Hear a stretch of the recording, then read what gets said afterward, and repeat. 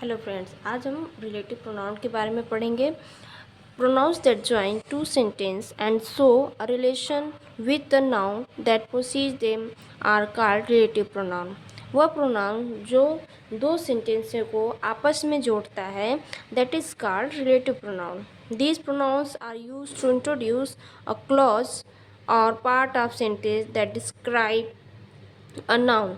वह प्रोनाउन जो दोनों सेंटेंसों को आपस में जोड़ता है, वह एक नाउन को डिस्क्राइब करता है, यानी पहले सेंटेंस में जो नाउन आया रहता है उसको डिस्क्राइब करता है। जैसे एग्जाम्पल से हम समझते हैं, this is the boy who is my friend. तो दिस इज़ द बॉय, ये बॉय जो है नाउन है पहले सेंटेंस का, तो हु इज़ माई फ्रेंड जो कि मेरा दोस्त है।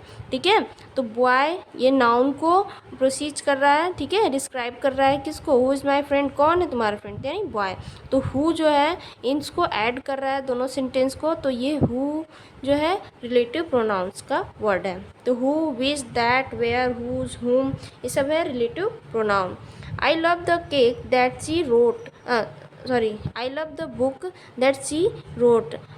मुझे ये बुक पसंद है जिसने उसने लिखा है। ठीक है, तो ये दैट जो है ऐड कर रहा है, ठीक है, इन दोनों सेंटेंस को।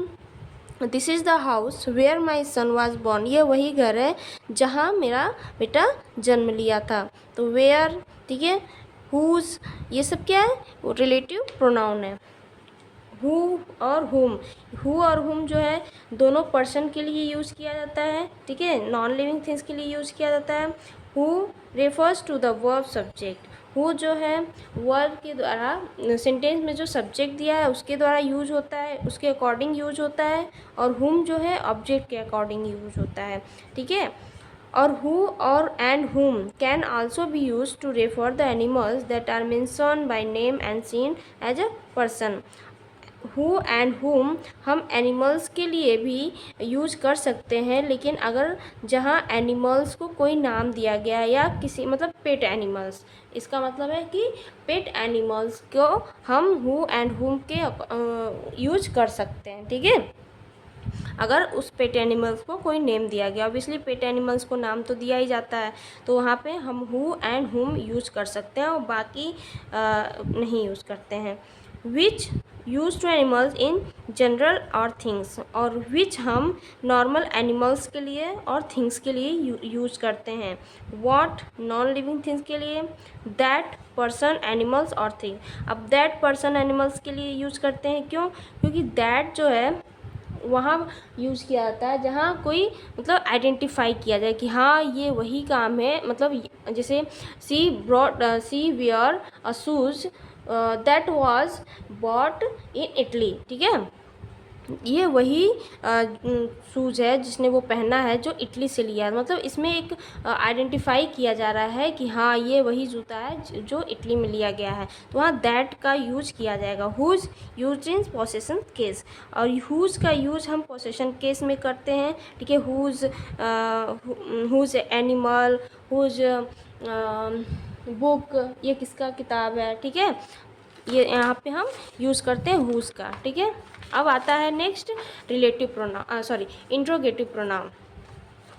Interrogative pronoun use to ask question. Interrogative से आप समझ रहे हैं कि क्वेश्चन होता है, जैसे who are you, what do you want. Interrogative pronoun used in the place of noun, लेकिन इंट्रोगेटिव प्रोनाउन जो है वो नाउन के स्थान पर यूज होता है, जो कि वर्ड है हु, हुम, हुज, व्हाट, विच। ठीक है, और इसके बाद आता है हेल्पिंग वर्ब या मेन वर्ब।